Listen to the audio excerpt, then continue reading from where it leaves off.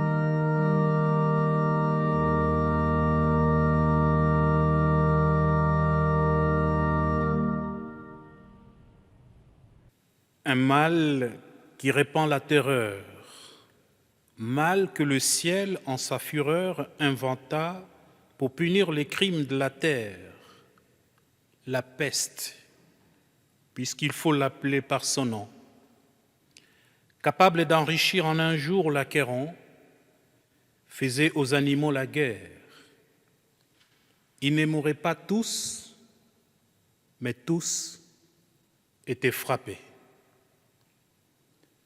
Frères et sœurs dans le Christ, chers amis, la paix et la grâce vous sont données de la part de notre Dieu en Jésus-Christ, notre frère et notre Sauveur. À l'écho de ces fameux textes de Jean de La Fontaine, jamais depuis longtemps un culte n'aura été aussi actuel. Nous voici réunis malgré tout, même à distance, devant Dieu, pour entendre, pour écouter ce qui est l'essentiel, ce qui est le fondement, l'enracinement de notre foi, à savoir la parole de Dieu. Mais aussi pour dire à Dieu notre peine et notre inquiétude devant l'adversité et surtout pour marquer notre solidarité face à ce qui nous marque, qui marque nos frères et sœurs dans la foi. Aujourd'hui, irrésistiblement, la pandémie saisit nos consciences et étreint nos cœurs depuis des mois, nous exposant ainsi à des inquiétudes inédites, à des mesures exceptionnelles plus ou moins supportées et consenties. Mais elle nous expose aussi à l'omniprésence du risque de la maladie dont on s'est dit qu'elle nous guette à chaque rencontre, à chaque poignée, à chaque partage de table, et fort probablement que certaines ou certains d'entre vous ont perdu un ou une proche, un ou une amie, une connaissance, soit du virus, soit d'une autre maladie, soit de ce virus Covid-19, rendant ainsi les adieux compliqués, tronqués, escamotés. Voilà des mois que nos relations se trouvent entamées, réduites, cantonnées. C'est pénible, il faut bien le reconnaître, et certains le vivent mal.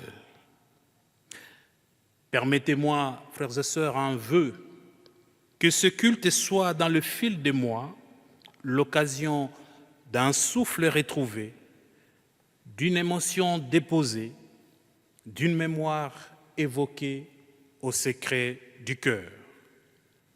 Célébrer dans ces temps d'incertitude, c'est oser à la fois la confiance et la plainte. Reconnaître l'inquiétude qui s'immisce et nous taraude, qui habille nos gestes et nos précautions, mais aussi accueillir la présence de Dieu qui, par son souffle saint, nous saisit, nous accompagne, nous conforte, nous régénère, caresse nos vies de sa tendresse bienveillante. Ainsi, pour vivre ces moments pleinement dans sa grâce, je vous invite à prier. Avec Simon-Pierre, nous disons, Seigneur, à qui irions-nous? Tu as les paroles de la vie éternelle et nous croyons que tu es le Messie, le Fils du Dieu vivant. Et tu nous rappelles ce matin que personne ne peut venir à toi à moins que cela ne lui soit donné par ton Père. Envoie-nous ton Saint-Esprit, notre compagnon de vie et de route, afin qu'il nous renouvelle, qu'il renouvelle notre foi et que nous puissions vivre pleinement ces temps de culte dans ta grâce. Amen. Je vous invite à chanter le premier cantique dans le psaume et cantique, le numéro 24, strophes 1, 3 et 4, comme un cerf au loin soupire.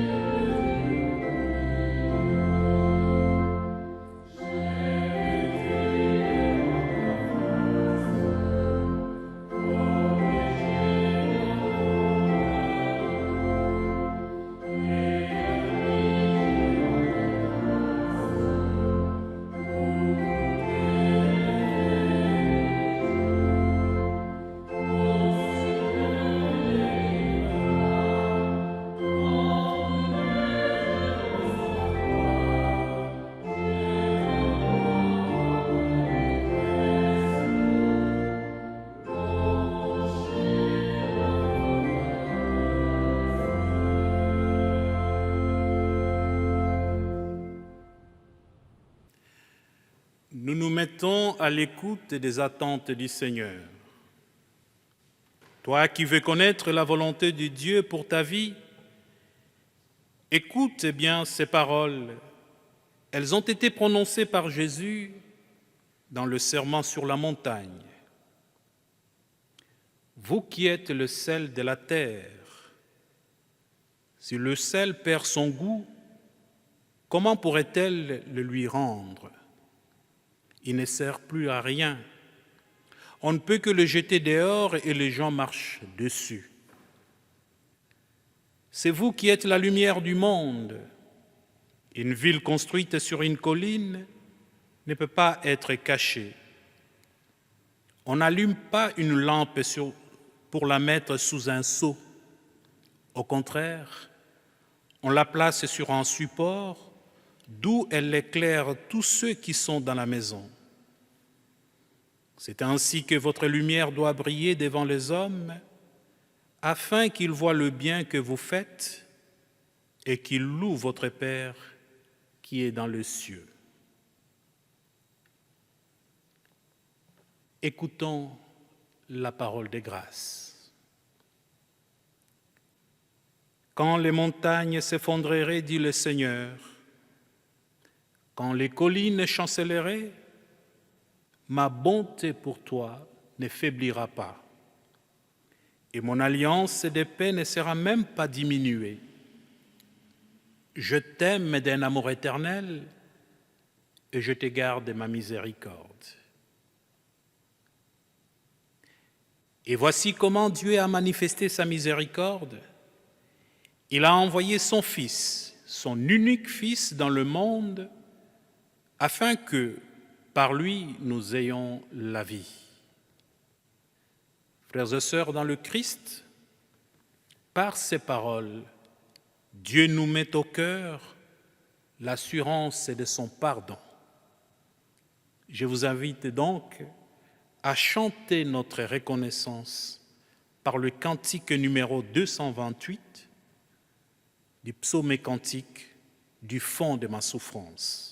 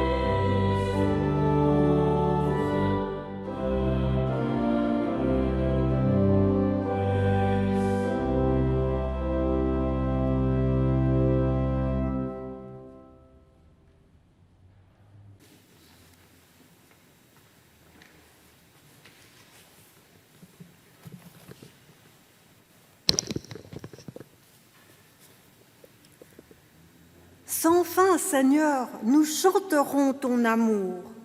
d'âge en âge, nous dirons ta fidélité. Oui, nous disons que ton amour est pour toujours et ta fidélité est plus ferme que les cieux. Les cieux racontent tes merveilles et l'assemblée des croyants raconte ta fidélité. Seigneur Dieu de l'univers, qui est puissant comme toi, heureux le peuple qui saura louer tous les jours ton nom. Il se réjouira.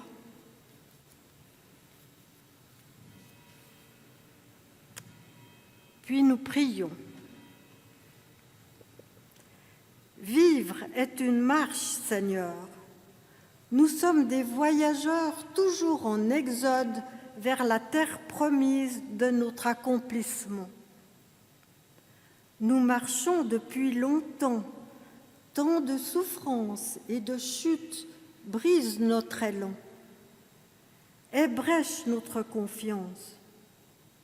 Aux heures du doute, Seigneur, donne-nous ta parole pour que renaisse notre courage, qu'elle nous redresse et nous conduise vers la terre des promesses préparées pour notre bonheur. Amen.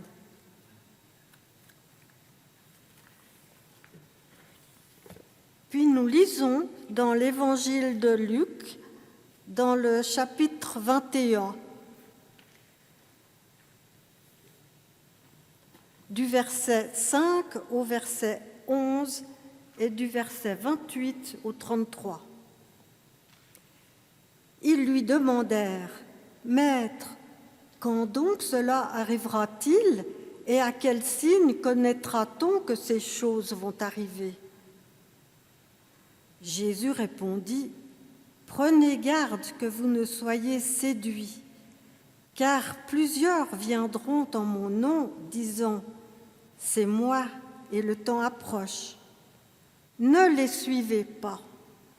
Quand vous entendrez parler de guerre et de soulèvement, ne soyez pas effrayés, car il faut que ces choses arrivent premièrement, mais ce ne sera pas encore la fin. Alors il leur dit, « Une nation s'élèvera contre une nation, et un royaume contre royaume. Il y aura de grands tremblements de terre, et en divers lieux des pestes et des famines. Il y aura des phénomènes terribles et de grands signes dans le ciel. Quand ces choses commenceront à arriver, redressez-vous et levez vos têtes, parce que votre délivrance approche. » Et il leur dit une comparaison. « Vous voyez le figuier et tous les arbres. Dès qu'ils ont poussé, vous savez de vous-même en regardant que déjà l'été est proche. De même, quand vous verrez ces choses arriver, sachez que le royaume de Dieu est proche. Je vous le dis, en vérité, cette génération ne passera point que tout cela n'arrive. Le ciel et la terre passeront, mais mes paroles ne passeront point.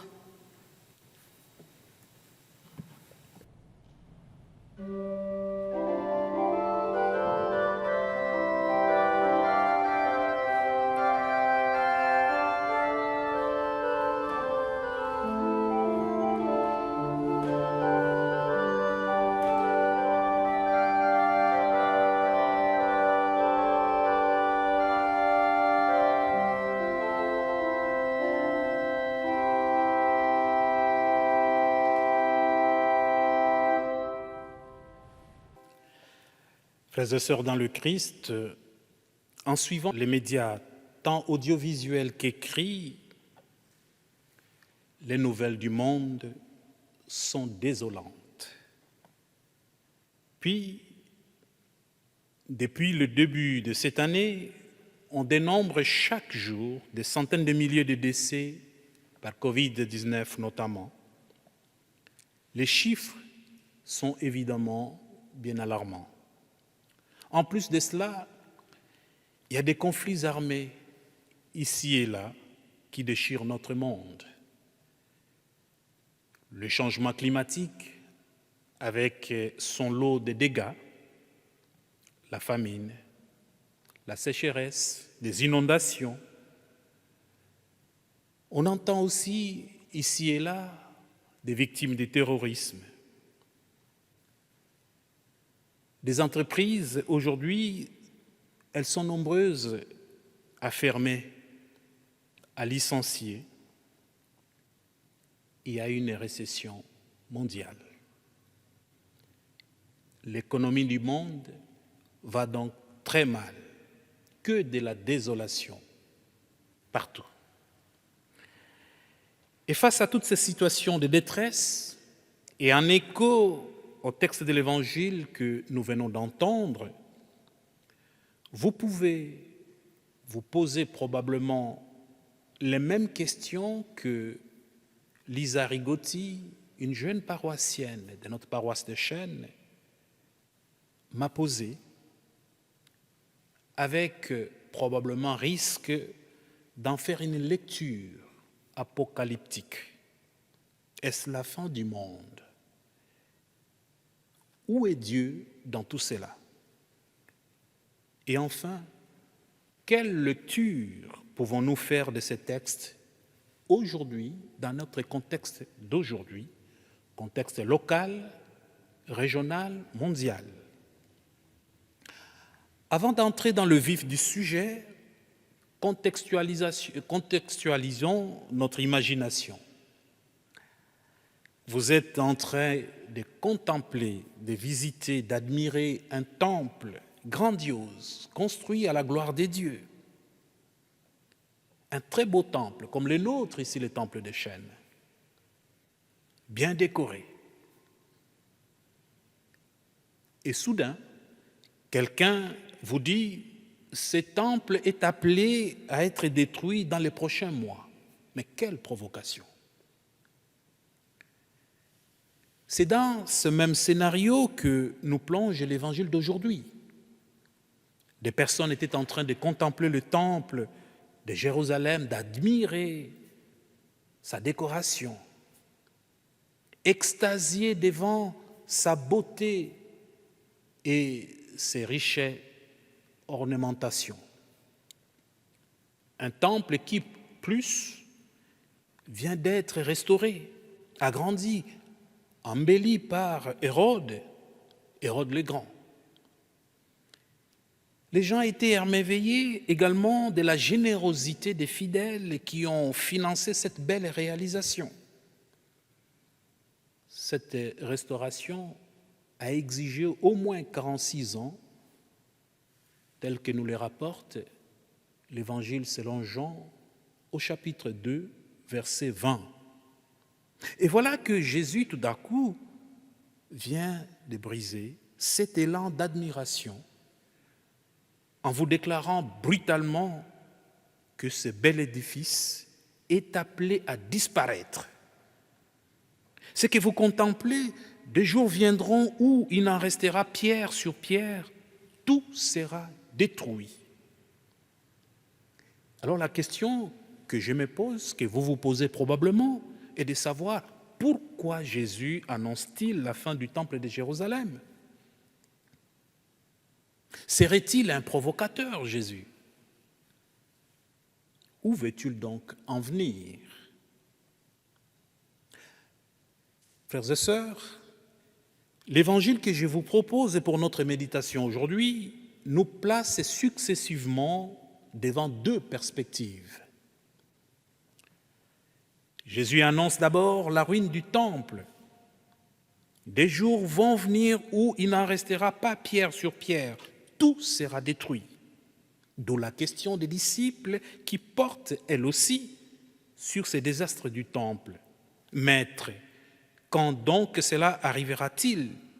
Et quel sera le signe qui sera que cela doit avoir lieu?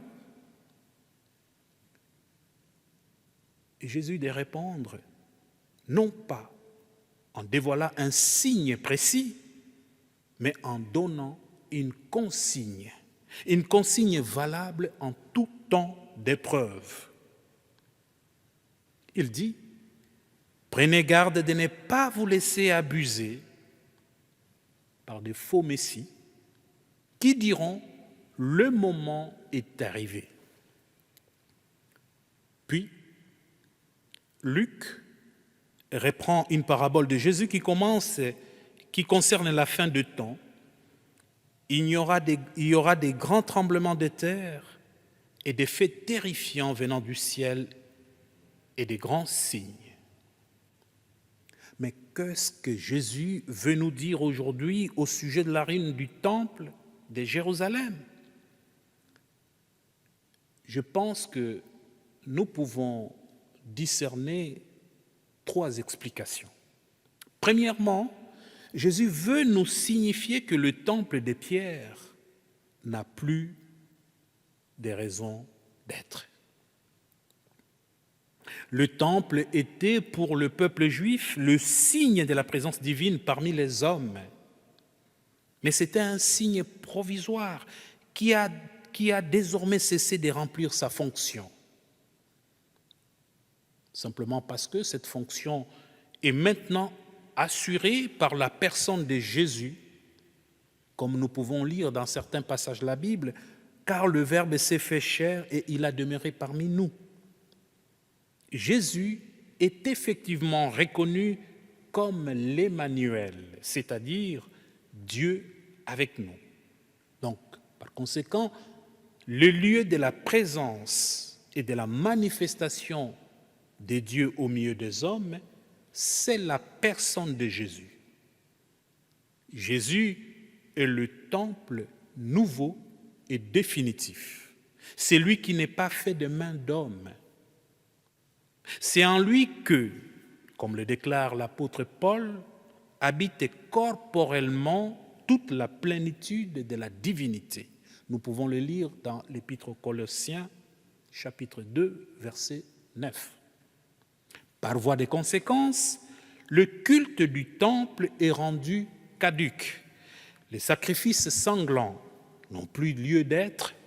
Le culte authentique se rattache désormais à Jésus. La destruction du temple, d'ailleurs, par les Romains en l'an 70 de notre ère, viendra d'ailleurs confirmer que le rôle du sanctuaire est effectivement parvenu à son terme. Il est par ailleurs intéressant, frères et sœurs, de constater que ce temple, qui avait été maintes fois reconstruit au cours de l'histoire, n'a jamais été rétabli depuis la venue de Jésus. C'est bien là la preuve que Jésus a inauguré une ère nouvelle. Deuxième raison pour laquelle Jésus annonce la fin du temple vient de ce que Jésus s'inscrit dans la logique des prophètes et de l'Ancien Testament. Les prophètes ont annoncé autrefois la ruine du premier temple de Jérusalem. Ces derniers, en effet, ont proclamé que Dieu ne pouvait pas cautionner le mal, puisque le peuple de Dieu était infidèle à l'alliance. Le temple, signe de la présence divine, allait donc être détruit. Eh bien, de la même façon que la ruine du temple de Jérusalem devait signifier visiblement au peuple de Dieu sa rupture de l'alliance, puisque Jésus est le véritable temple de Dieu, sa mort doit manifester aux hommes leur péché. Elle doit leur signifier leur rupture de l'alliance et afficher la désapprobation divine. En fait, en annonçant la destruction du temple de Jérusalem, Jésus annonce donc aussi sa mort prochaine, une mort violente et scandaleuse. L'annonce de la mort de Jésus est cependant assortie d'une promesse. En 3 jours, je le relèverai, car l'amour de Dieu l'emporte sur le péché des hommes et sur la mort. La troisième raison pour laquelle Jésus annonce la fin du temple, c'est qu'en s'unissant à notre humanité, Jésus nous unit à lui et fait de nous, avec lui, le lieu de l'habitation divine. C'est ce que déclare l'apôtre Paul lorsqu'il affirme « Vous êtes le temple de Dieu et l'Esprit de Dieu habite en vous ». Ou encore « Nous sommes, nous, le temple du Dieu vivant, comme l'a dit Dieu. Au milieu d'eux, j'habiterai et je marcherai. Je serai leur Dieu et ils seront mon peuple. » Chers frères et sœurs, dans le Christ, la communauté chrétienne dont nous sommes les membres est donc à comprendre comme le véritable temple de la Nouvelle Alliance. C'est elle qui, unie à Jésus, prend la suite du temple des pierres de Jérusalem, dont celui-ci n'était qu'un signe provisoire. Si nous sommes le temple de Dieu, si nous sommes intimement unis à Jésus, cela implique que, comme lui et avec lui, nous connaîtrons l'épreuve. On portera la main sur vous et on vous persécutera. Vous constatez que Jésus ne nous berce pas d'illusions. Il annonce clairement qu'être son disciple expose à l'hostilité. Vivre en chrétien, prendre l'Évangile au sérieux, suscite inévitablement des oppositions. Ne rêvons donc pas, frères et sœurs, d'une petite vie tranquille. Jésus n'est pas venu apporter la paix terrestre, mais le glaive et la division jusqu'au sein des liens familiaux le plus intimes. Vous serez livrés même à vos parents, vos frères, votre famille, et vos amis, et ils feront mettre à mort certains d'entre vous. Chers frères et sœurs, une Église conformiste qui ne dérangerait plus et qui ne provoquerait plus des réactions de la part du reste de la société ne serait plus l'Église du Christ. Elle n'aurait plus rien de radicalement nouveau à apporter. Vous êtes le sel de la terre. Si le sel perd sa saveur, comment reviendra-t-il du sel? Il ne vaut plus rien, on les jette dehors et il est foulé aux pieds par les hommes. Voilà pourquoi Jésus nous donne aujourd'hui des recommandations sur la manière dont nous devons nous comporter face aux épreuves annoncées. Prenez garde de ne pas vous laisser égarer, car beaucoup viendront en mon nom et diront « c'est moi » ou encore « le moment est tout proche ». Ne marchez pas derrière eux. Jésus nous avertit, quand vous entendrez parler de guerre et des désordres, ne soyez pas terrifiés. Et il ajoute, pas un seul cheveu de votre tête ne sera perdu. Jésus nous donne ainsi la consigne de ne pas céder à la panique.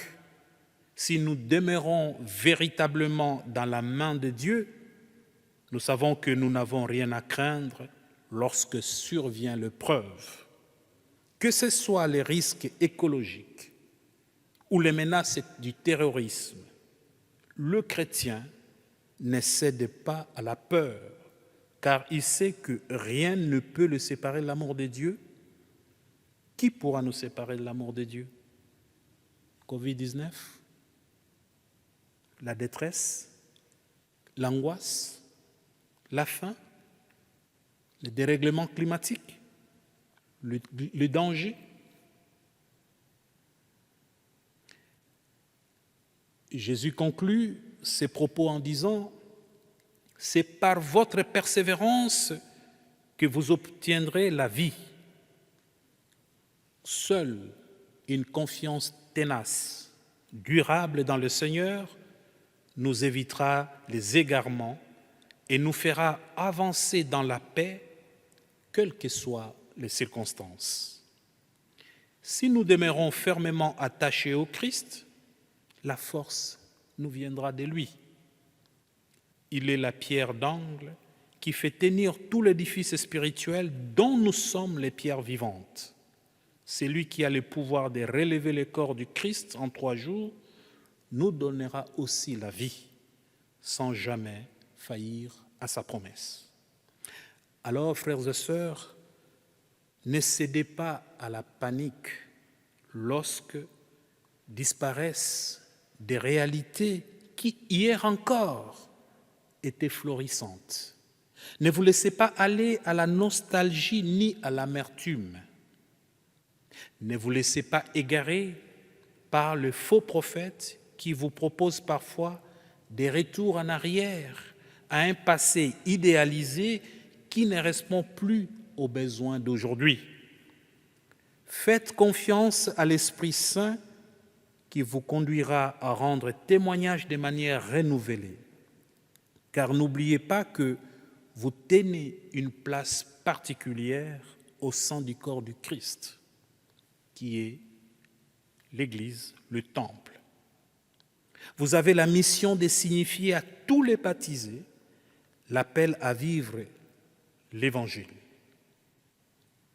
Aidez-nous à devenir d'authentiques disciples missionnaires pour que tous ensemble nous annoncions à nos contemporains la bonne nouvelle de l'amour de Dieu et la fidélité de Dieu. Il y a quelques années, nous aurions pu nous émerveiller tout pareillement en admirant notamment la multiplicité des paroisses, les foisonnements d'activités dans différents secteurs de la vie tout court, de la vie publique, le nombre considérable de membres dans nos églises, la quantité impressionnante d'œuvres sociales, éducatives. Quel magnifique édifice, tout à la gloire de Dieu. Et voici que le Seigneur brise notre enthousiasme naïf face à la réalité présente du vieillissement des membres, du petit nombre des membres et du petit nombre de ministres, des paroissiens désertés qui s'organisent en région, des paroisses désertées qui s'organisent en région, et bien d'autres choses, tout aussi désarçonnantes, à tel point qu'on s'interroge parfois sur ce qui va bientôt rester spécifiquement de l'Église protestante de Genève. Quoi qu'il arrive, notre Seigneur nous enjoint de ne pas nous laisser décourager, encore moins nous égarer, car nous vivons une période trouble, certes, et beaucoup viendront en son nom et diront « c'est moi » ou encore « le moment est tout proche ». Ne marchez pas derrière eux, nous dit notre Seigneur. Ayez donc confiance, résistez, espérez, notre force est dans le nom du Christ. Amen.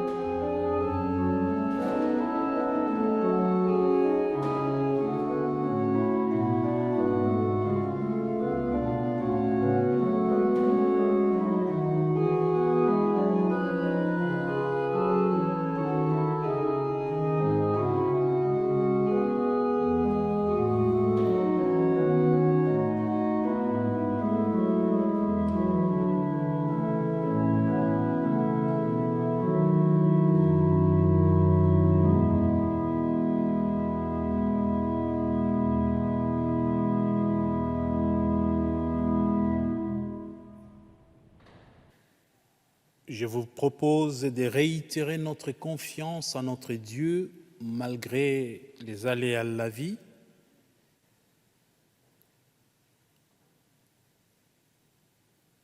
Et nous disons ensemble, nous croyons en Dieu malgré son silence et son secret. Nous croyons qu'il est vivant. Malgré le mal et la souffrance, nous croyons qu'il a fait le monde pour le bonheur et la vie. Malgré les limites de notre raison et les révoltes de notre cœur, nous croyons en Dieu.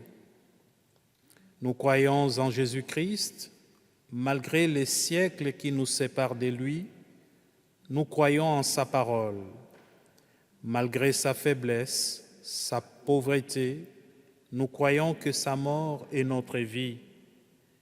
Malgré nos incompréhensions et nos refus, nous croyons en sa résurrection. Nous croyons en l'Esprit Saint malgré les apparences. Nous croyons qu'il conduit l'Église. Malgré la mort, nous croyons en la résurrection. Malgré l'indifférence et l'incrédulité, nous croyons que le royaume de Dieu est pour toutes les femmes, pour tous les hommes. Amen. Je vous propose de chanter le numéro 99 du Cœur à cœur, croire à tes promesses.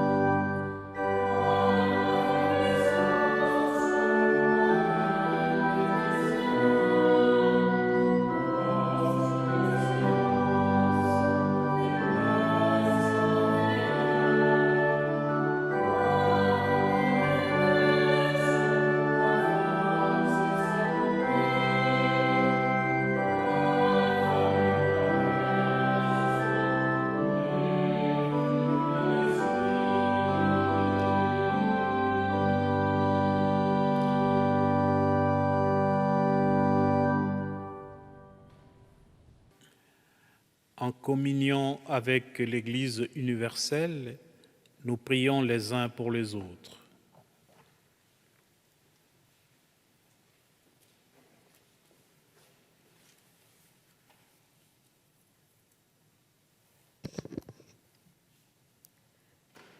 Éternel notre Dieu, nous te remercions pour ta présence.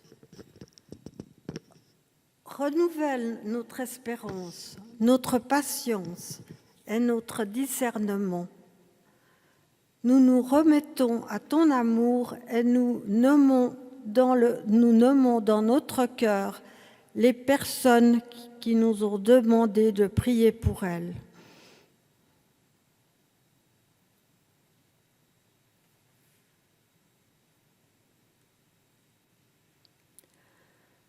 Que tu leur accordes le secours et le réconfort dont elles ont besoin. Éternel notre Dieu, ta parole nous redit ton amour pour ce monde. Nous te confions les personnes qui sont dans la souffrance, dans le deuil, en proie à la violence, ou victimes d'injustice ou dans la maladie. Nous te prions pour les victimes de la pandémie qui ne peuvent faire les adieux vu le confinement. Nous les confions à ta lumière, que tu apaises leur cœur troublé. Nous te prions pour nos autorités civiles, que tu les diriges afin qu'elles prennent de bonnes décisions. Nous te prions, Père, pour ton Église, afin qu'elle reste fidèle à la mission que tu lui as confiée, annoncer et être témoin de ton évangile au cœur du monde. Nous te confions les autorités de l'EPG, celles et ceux qui ont la charge de conduire ton peuple. Et ensemble, liés les uns aux autres, malgré la distanciation qui nous sépare, nous te disons d'un même cœur la prière que Jésus nous a enseignée. Notre Père, qui es aux cieux, que ton nom soit sanctifié, que ton règne vienne, que ta volonté soit faite sur la terre comme au ciel. Donne-nous aujourd'hui notre pain de ce jour. Pardonne-nous nos offenses, comme nous pardonnons aussi à ceux qui nous ont offensés. Et ne nous laisse pas entrer en tentation, mais délivre-nous du mal, car c'est à toi qu'appartiennent le règne, la puissance et la gloire, au siècle des siècles. Amen.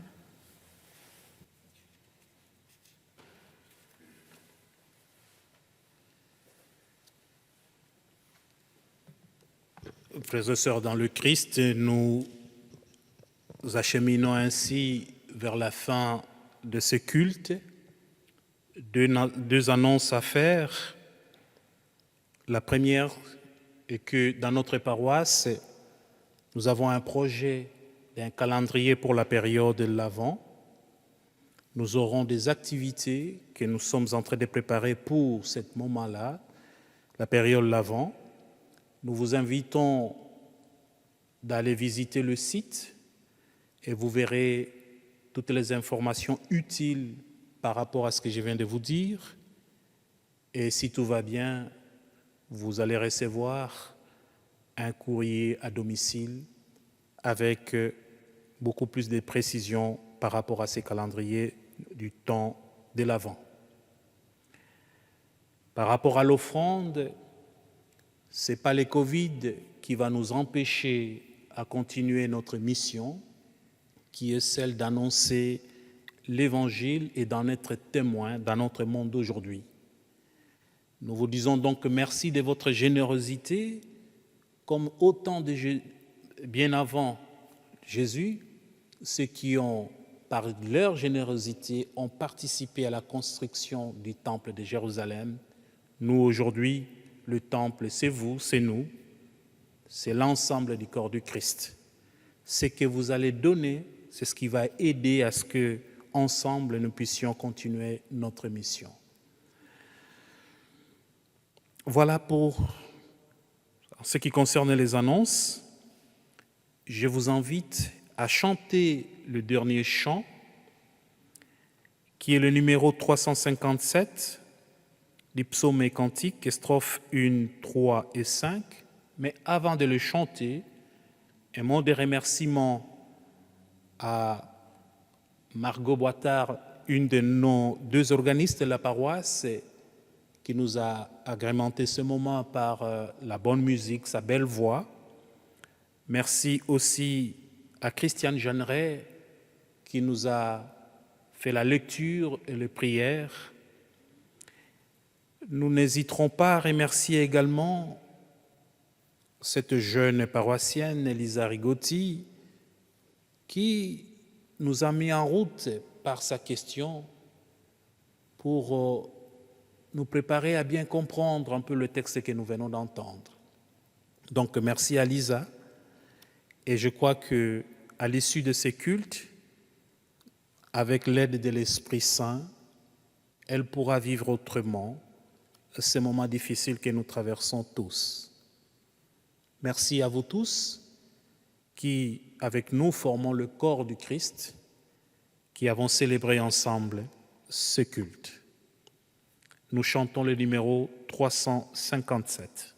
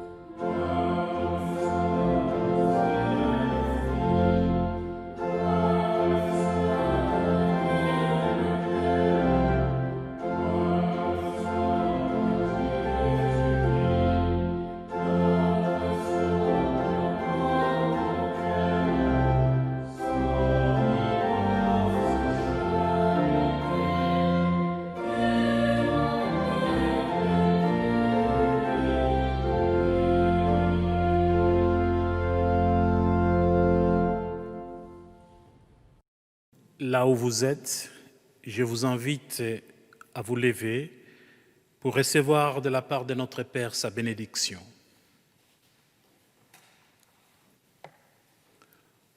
Vous, enfants de ces temps, inquiets dans le moment, ne repliez pas vos ailes. Un souffle passe et vous emporte.